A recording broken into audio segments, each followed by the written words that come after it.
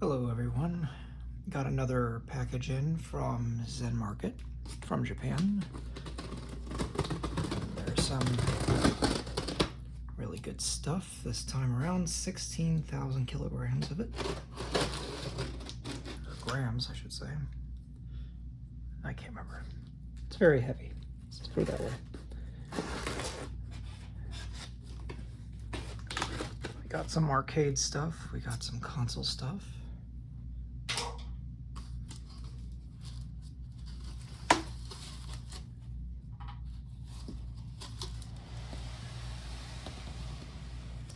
In case you don't know, Zenmarket is a proxy site that enables you to purchase from places like Yahoo Auctions or Hard Off in Japan, for example. So let's just go right off the top here. First things first. Sure you might be able to see what it is through the bubble wrap.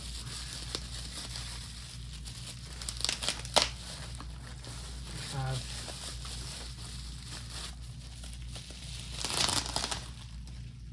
a platinum Game Boy player for the GameCube. I have a modded clear shelled GameCube with my Wavebird controller. I figured the silver would go well with the clear, as it has silver accents inside because of the metal.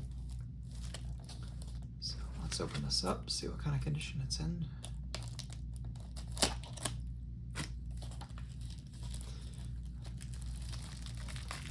Zenmarket is great in that not only do they bubble wrap everything nicely, but they put everything inside a nice sealed envelope, or baggie, or whatever you want to call this.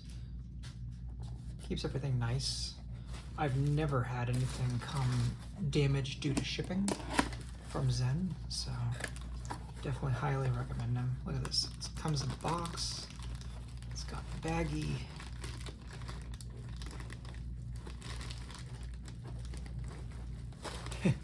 Apparently it does not want to come out. Oh, I see. Shape this is in.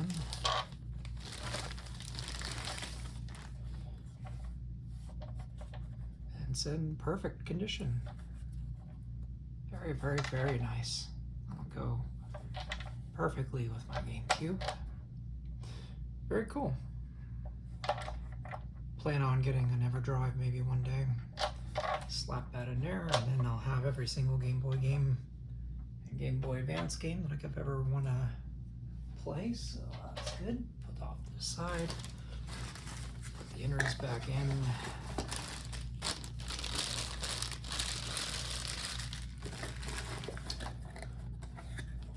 That was one of those listings where they don't really show you what exactly you're going to get. It's just like a picture, a generic picture of the box, so it's always a little nerve-wracking.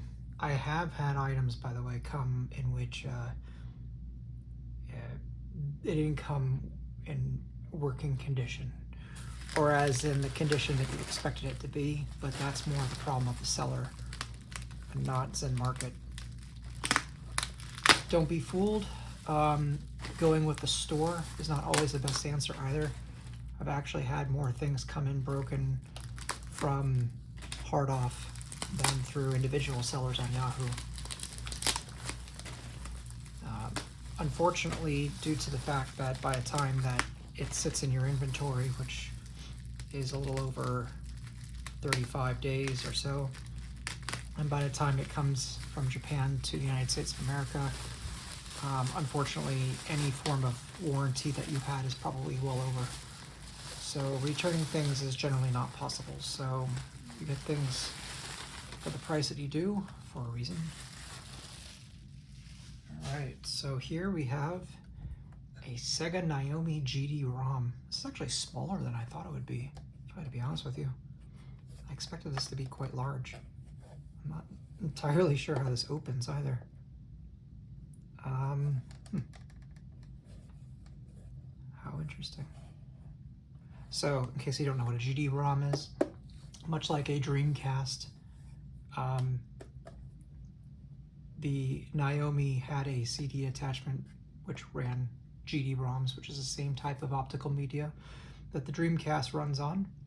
So you can either use this on a Sega Naomi, a Sega Naomi 2, or you can even use this for your Triforce, for example, and run games like F-Zero AX on it, or Mario Kart, and it connects via this parallel port sort of looking thing. I actually got, well, you'll see, I got a couple of these in this box. It was part of a lot. I don't actually need them, but I got something in that lot that I did need, so I'm sure we'll come across it. You see, they used only the finest of Japanese newspaper. Let's see, what is next?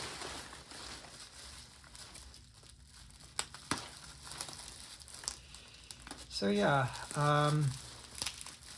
sometimes I'll get lots just because they're phenomenal deals, and then I'll take the stuff that I don't need and I'll sell it.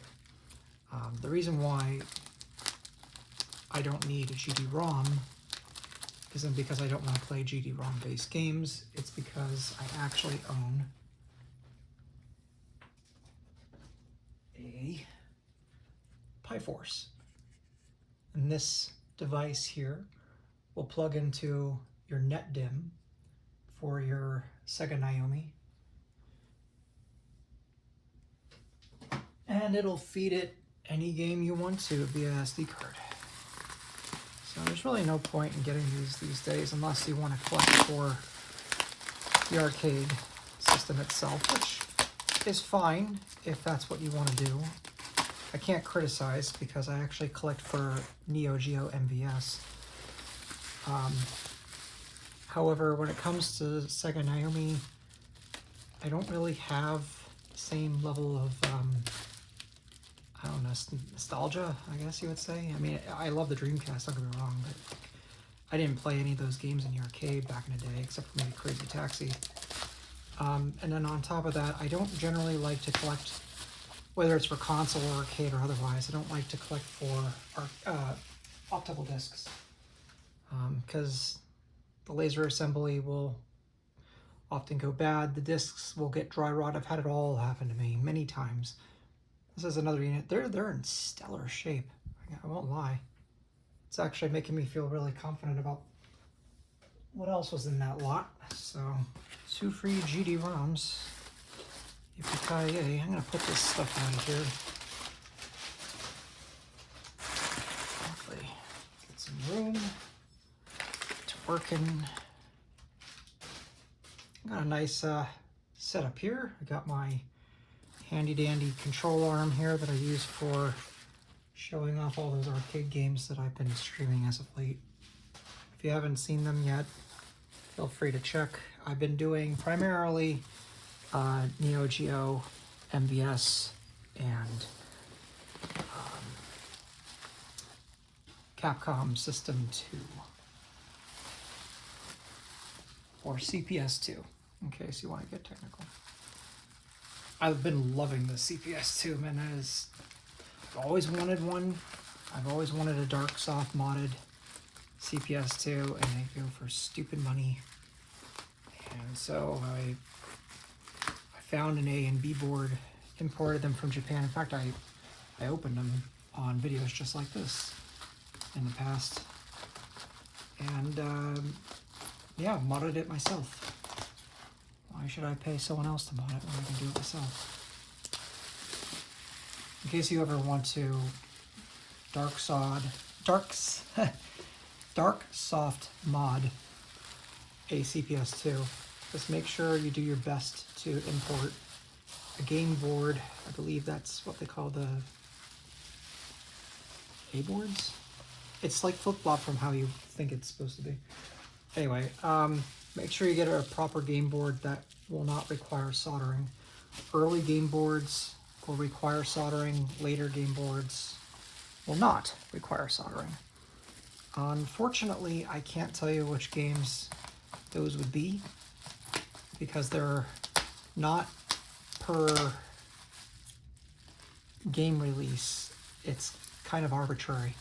There's game boards out there that will be literally the same game, and some will require, some will require soldering, and some will require no soldering. So the best that you can do, so far as I can tell, is, unless you're fine with soldering, which I didn't want to do, the best thing that you can do is try to get as late of a game release as humanly possible. And that'll help ensure that you have a higher probability of getting a game that doesn't require any soldering. And the game that I picked, that I thought I would have the best shot at, was Marvel's Superheroes, which I figured the worst came of that situation is that I wasn't able to do, because I didn't know how difficult the mod was, to be fair. I figured the worst case scenario was I wouldn't know how to do the mod, and I would just end up with a really, really good fighting game. Ironically enough, the game, even though it was shown and advertised to be working, came dead. And that's something that's pretty typical of CPS2 games. They will suicide themselves if the battery goes bad. And luckily, the mod worked, which means it unsuicided itself, so that was great. And here we have a Sega Naomi. This is the actual system, and this is a DIM. And this is going to be a bitch. So there's a couple different types of DIMMs. It looks like this is screwed in, so actually I won't be able to take this out. But this is a net DIM, and this is specifically why I got this lot. Net DIMMs, you can tell it has the net internet adapter right there. A DIM meaning it has a RAM inside, like 2 DIMMs of RAM, right? These net DIMMs are necessary to plug in via this Ethernet jack, that very device I just showed you before, the PiForce. And it'll now enable you to go ahead and, like I said, just like with the CPS2, just quickly go through all your games, select the one that you want to load, and you're done. If you had the same setup that I had prior to this, it was a compact flash. And the thing that sucks about that is that it's 1 game per compact flash. So either you're going to have 50 or more compact flash lying around, each with a different game burned on it, which is not only going to be expensive, but annoying and time consuming. Or you're going to have to rewrite that compact flash every single time you want to put another game on it. And that's just really annoying. Now that we have that other option, it's just a lot easier to do it that way. So hopefully these are all working. I don't anticipate having any problems though, but yeah, good old Sega Naomi 1. The Sega Naomi 1 will still play most of the games that you'll be interested in playing. There are going to be Sega Naomi 2 exclusive games. Not a ton of them, but there are some really good games though that will require a Sega Naomi 2. If you are a big fan of Virtua Fighter 4, for example, that will not play, none of the versions of that game will play on Sega Naomi 1.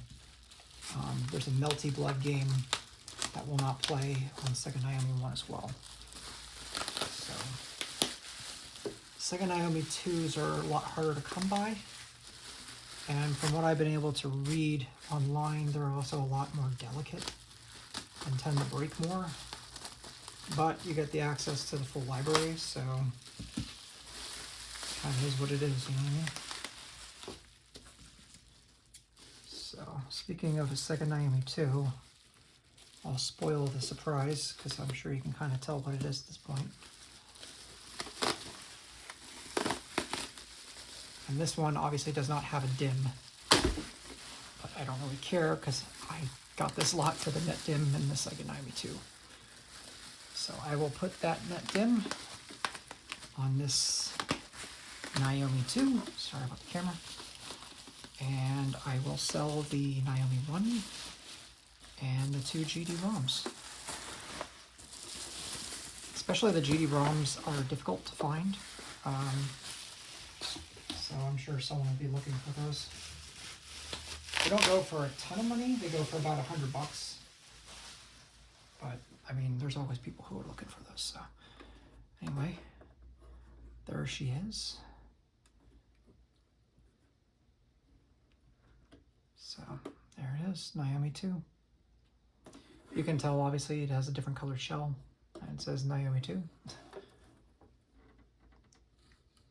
But yeah, seems to be in good shape. So, if you have a super gun, your power connects here. And then video can just be VGA with your audio, and you're done. You also have your USB. You need to plug that in for power as well. I actually have something over there. It's kind of out of reach. It's a maple, and it'll connect, I believe, on these pins here. I could be wrong. I believe it's on these pins. It might have been like 3 of these pins, actually. I think it's these 3. And it enables me to plug in any Dreamcast controller or accessory. Gives you 2 Dreamcast ports. Really reputable guy. He just started shipping them off. So if you want to be able to play with a Dreamcast controller, Dreamcast steering wheel, arcade stick, whatever have you, definitely recommend it. It's a super cheap peripheral. And the last time I checked, he still has them in stock. So definitely recommend it.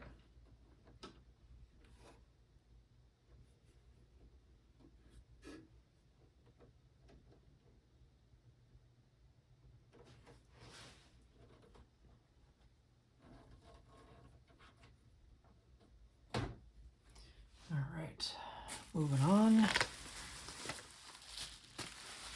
This is one of those got a lot and probably don't need most of this, but I got this for so cheap that it's hard to pass up, you know? So you'll have to understand, in Japan, well, I mean, obviously here, the systems like the 64 and the GameCube did not do well. In Japan, it seems to have a much worse stigma. And not only did it not do well, but quite frankly with you, they still hate them. There's no market for N64 or GameCube over there, still to this day. So you can get stuff for really cheap. So I picked up this lot of all this GameCube stuff, and I'll share with you all the stuff that it came with, but this literally feels new. This is absolutely insane. This feels great. This joystick has no wear. This triggers feel amazing, and this is in a very rare, like tealy blue sort of color. I think we did not get that color here, and unlike a lot of first-party controllers that were released in different colors in Japan, this actually doesn't have a clear back, which is nice. So it looks like something that should have been released here, but I believe here in the States, other than the Wavebird twins, we only got black, spice, and platinum. And maybe the white one, but that would have been later. Anyway, but there you go. So that's one thing I got out of that lot was a controller. Let's see what else we got. I'm sure you can see the cube sitting here. Might as well open that up. Like I said, I already have the GameCube, so this is all going to be moving on to someone else.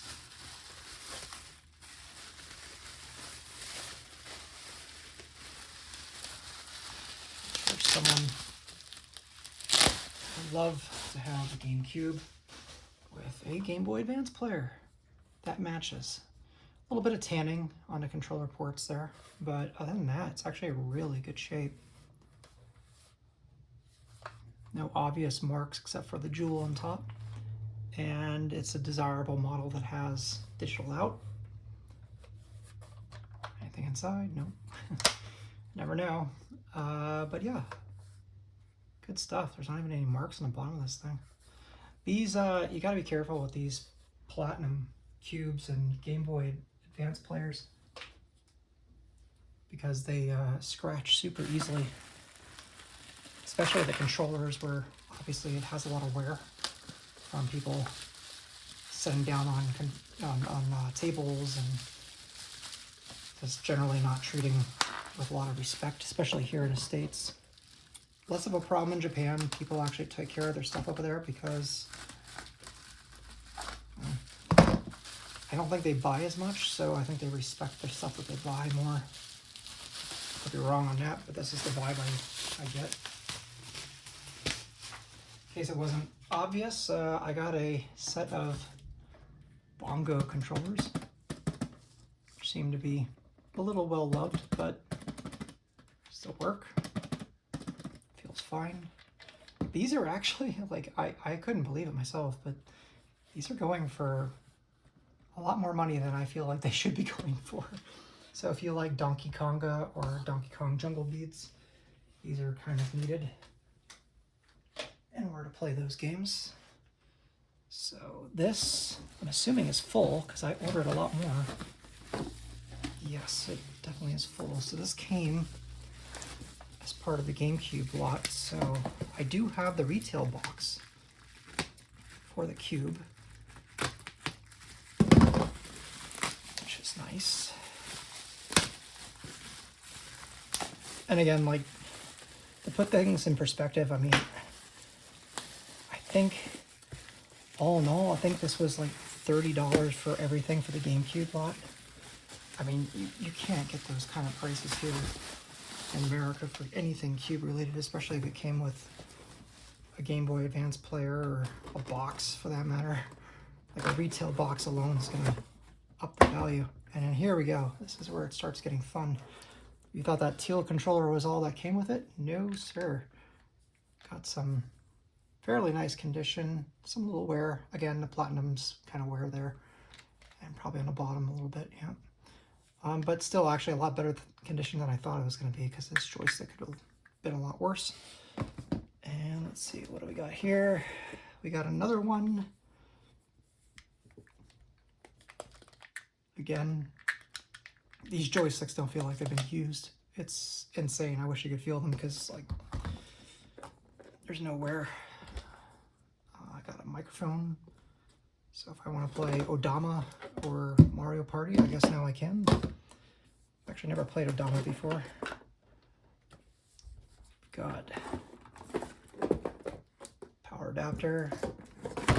That's fine. Nintendo brand, AV cables, whatever.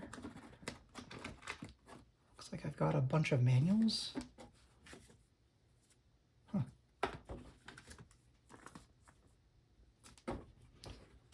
So they put the game manuals in separately, which is kind of weird. I'm not sure why they did that, because I have cases here. And then the system manual. We got one of the Konami baseball games, Donkey Konga, Mario Tennis, another one of those baseball games from Konami, and Mario Party 6. Not the best games. This one's probably the best one of the lot, but I mean, it's free. Because frankly speaking, that one teal controller alone is basically worth what this whole lot is worth. So the two controllers, the system, the Game Boy Advance player, the box, and all the games were free. So at that point, I would have been stupid to pass those up. So put that back here. I'll go through that later. Let's see what else, because we are not done. I'm sure you guys have seen this coming, but we actually have something exciting to share about this. I'm just realizing, by the way, that there were a couple GD-ROM games that they were supposed to send me as part of that Naomi lot that they did not send, and I have to message them about that because that's a bunch of bull. That does not happen very often, where they forget to send actual items. So either the seller didn't send it, or that's something that Zen accidentally left behind. I'm not entirely sure.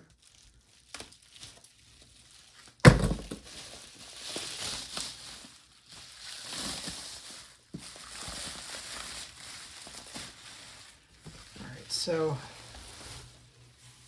in case you haven't figured out, we have a Dreamcast, and this is something I'm going to hold off on showing. I'm going to do another video here, probably film it tonight as well. This is pretty special because this is a brand new, sealed, never played Japanese Dreamcast. So this will be a treat. This will actually replace the current Dreamcast I have, just because I want to have something that's all minty nice, and yeah, this shouldn't disappoint. So I'm really looking forward to unpacking this, and I thank you for joining me. Like I said, if you guys are interested in importing stuff like I do, check out Zenmarket. They generally have some decent deals as far as you know, initial sign up sort of things. You might get cheaper shipping or free money or whatever have you. And happy hunting.